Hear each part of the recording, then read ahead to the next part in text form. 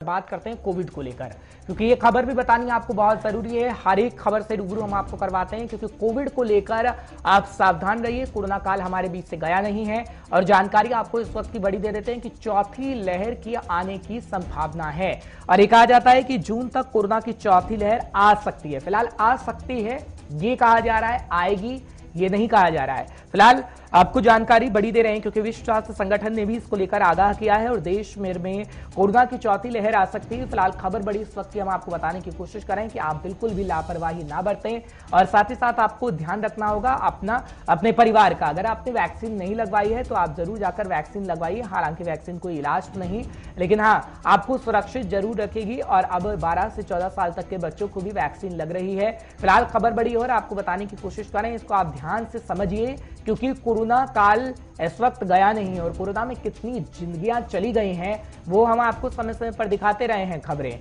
फिलहाल आपको समझना होगा कि कोविड काल गया नहीं है और कोरोना का दौर चलता रहेगा, क्योंकि एग्जाम्पल चीन को ले लीजिए कि चीन के कई शहरों में इस वक्त लॉकडाउन लग गया है और आपको सावधानी सतर्कता बरतने की बेहद जरूरत है। इसी को समझने के लिए डॉक्टर सलील गर्ग साहब हमारे साथ जुड़े हुए हैं, उनसे बातचीत फटाफट से कर लेते हैं। सलील साहब बहुत बहुत शुक्रिया एक बार फिर गुलिस्तान न्यूज पर आने के लिए, 5 के पॉइंट में अपना समय देने के लिए।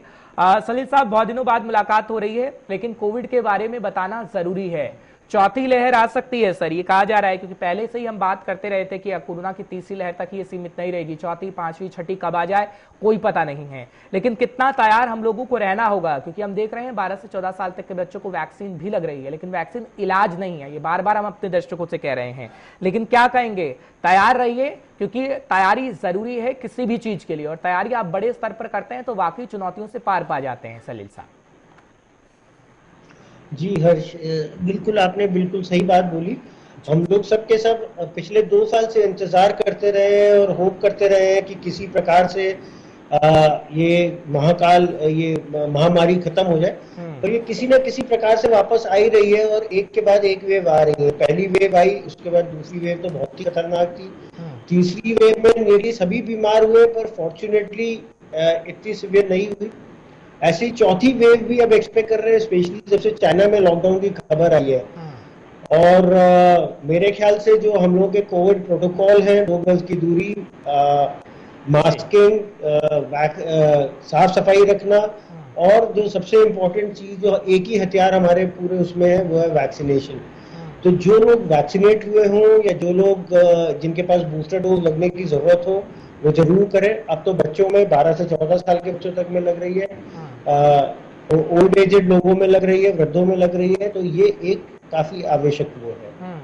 ठीक है सलील साहब, लेकिन सवाल आपसे मेरा यही रहेगा, क्योंकि हम देख रहे हैं ना जिस तरीके से आप कह रहे हैं कि अभी हमें जरूरी है सावधानी बरतना, सतर्कता बरतना, लेकिन ना अभी जो हाल फिलहाल में जो स्थिति हम देख रहे हैं कि ये लोगों के चेहरे पर मास्क नहीं है, सोशल डिस्टेंसिंग का पालन नहीं है और लोग सोच रहे हैं कि कोविड कहीं ना कहीं चला गया है, तो कितनी भारी परेशानी लोगों को उठानी पड़ सकती है। एग्जाम्पल तो आप चीन का ले चुके हैं कि 10 शहरों से ज्यादा में हम देख रहे हैं कि लॉकडाउन लग चुका है, और ऐसा भारत में ना हो उसके लिए क्या लोगों को आप कहेंगे, क्योंकि बार बार हम अपील करते हैं और पहली दूसरी तीसरी लहर में कितनी जानें चली गई हैं वो देखा है हमने सर, लेकिन वो समझना होगा लोगों को कि आप लापरवाही मत बरतिए, सावधानी सतर्कता बरतिए। सलील साहब बिल्कुल, जो आपने बात बोला ये सबसे इम्पोर्टेंट है। देखिए, सब चीज फाइनली आ जाती है पब्लिक पॉलिसी पे, और पब्लिक को हम कितना एजुकेट कर पाते हो, कितना रिस्पॉन्सिबल बना सकते हैं। 2 साल के बाद हम लोग, अब हमारे साथ सबसे इम्पोर्टेंट चीज है कि हम लोग रिस्पॉन्सिबल रहें। अगर हम रिस्पॉन्सिबल बिहेवियर करेंगे तो 99% हमारी प्रॉब्लम सॉल्व हो जाएंगी। सबको ये चीज याद रखना है कि जो इकोनॉमिक लॉस हुआ है हम लोगों का, जो जान का लॉस हुआ है, जो बीमार होके उसमें रहे हैं हॉस्पिटल्स में, और आज तक हम देखते हैं रोजी नियति की कहीं ना कहीं हार्ट के ऊपर इफेक्ट हुआ है, लंग्स के ऊपर इफेक्ट हुआ है। इन सब चीजों से बचने के लिए सबसे इम्पोर्टेंट चीज यही है, एहतियात रखना और रिस्पॉन्सिबल होना। ठीक है सलील साहब, लेकिन मैं आपके पास एक सवाल और लेके आ रहा हूं, क्योंकि अभी हम प्रॉब्लम देख रहे हैं जिसको कोविड हुआ है उसको काफी सारी प्रॉब्लम्स हो रही हैं। क्या माइंड की थोड़ी प्रॉब्लम है, हार्ट में थोड़ी प्रॉब्लम है, ऐसी सर खबरें आ रही हैं, क्या वाकई ये सच है कि जिसको कोविड हो चुका है वो सावधानी अगर नहीं बरत रहा है तो ऐसी बीमारियां उसे अपने चपेट में ले रही हैं, क्योंकि हम देखते हैं कोई भी बीमारी होती है तो वो इंसान को कमजोर कर देती है। लेकिन कोरोना काल में हमने देखा कि इम्यून पावर को स्ट्रांग करने के लिए बहुत सारी चीज़ों को हमने अपनाया है, लेकिन जो कोविड से ग्रस्त हो चुका है, कैसी संभावना है कि ऐसी बीमारियां उसे हो सकती हैं अगर उसने लापरवाही बरती तो? देखिए, कोविड के वक्त जो लोग इफेक्ट हुए, 1 से 3% लोग काफी सिवियरली इफेक्ट हुए, और इन सब में हम लोग ये सब परेशानियां देख रहे हैं। एक तो increase in the number of heart attacks हुआ, जिसने हार्ट के ऊपर इफेक्ट किया तो उनको मायोकार्डाइटिस हुआ।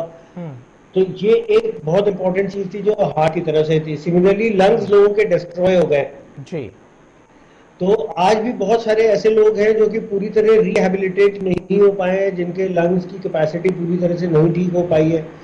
तो ये चीजें अभी भी हमको देखने को मिल रही हैं, और इन चीजों से बचने के लिए शायद एहतियात रखना काफी जरूरी है। फिर से फाइनली एक ही चीज पे हम लोग आ जाते हैं, वो है एहतियात रखना और अवॉइड करना, या माइल्ड से माइल्ड इन्फेक्शन हो इसकी तरफ। सलील साहब, लेकिन अब कितना जरूरी हो गया है, क्योंकि वैक्सीनेशन पर अगर आए तो प्रक्रिया इस वक्त चल रही है। पहले 15 से 18 साल के बच्चे, अब 12 से 14 साल के बच्चे, लेकिन कितना जरूरी है कि 12 साल के नीचे वाले बच्चों को भी वैक्सीन लगे, क्योंकि वैक्सीनेशन की प्रक्रिया चल रही है। जरूरी है, आप ही लोगों ने बताया कि जिसने वैक्सीन नहीं लगवाई कोरोना की तीसरी लहर में उसकी मृत्यु हो गई, और वो आंकड़ा भी कहीं ना कहीं स्वास्थ्य मंत्रालय की तरफ से रखा गया था। इसलिए वैक्सीन बहुत जरूरी है।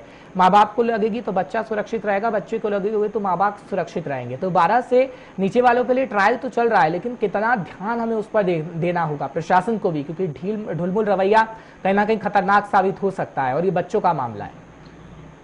देखिए, प्रशासन अपनी तरफ से कोशिश कर रहा है, and I am quite sure कि इन अनदर 1 और 2 मंथ्स हम लोग 12 साल से छोटे बच्चों को भी लगाना शुरू कर देंगे।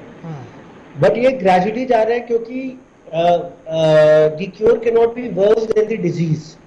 तो पता लगा हमने उनको बचाने के चक्कर में अगर बीमारी करवा दी, तो इससे अच्छा ये है कि हम थोड़ा एहतियात बरत के धीरे धीरे करें। तब तक हम लोगों के पास समय, नियरली 1.25 अरब डोजेस लग चुकी है, नियरली यूनिवर्सल कवरेज हो गया है। तो अब जो है यही टाइम है जब हमें केयरफुल होके और थोड़ा एहतियात बरत के करना है। थोड़ा सा संवेदना रखनी पड़ेगी, थोड़ा सा हमें वो रखना पड़ेगा, डिसिप्लिन।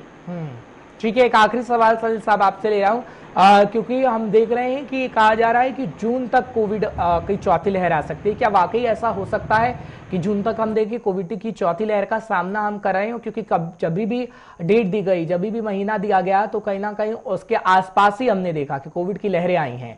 अब जून में कहा जा रहा है, तो क्या वाकई जून में आ सकती है चौथी लहर? जी बिल्कुल हरीश जी, मैथमेटिकल कैलकुलेशन से ये और मॉडल्स बनाए गए हैं जिस हिसाब से एक्सपेक्टेड है। सिर्फ ये चीज है कि हम लोग सिवियरिटी पे वो कर सकते हैं कि कितनी सिवियर होगी, बट ये एक्सपेक्टेड है। और जैसे कि ये एपिडेमिक्स होते हैं, वेव्स होती हैं, एब करती हैं, बढ़ती हैं, तो may be in another 1 to 2 months, और जून बहुत दूर नहीं है, सिर्फ 2 महीने ही दूर है, बिल्कुल अप्रैल और मई बस। चलिए, बहुत बहुत शुक्रिया सलील साहब इन बातों को बताने के लिए। उम्मीद है कि गौर से सुना होगा हमारे दर्शकों ने, फिर आपसे जरूर मुलाकात होगी। लेकिन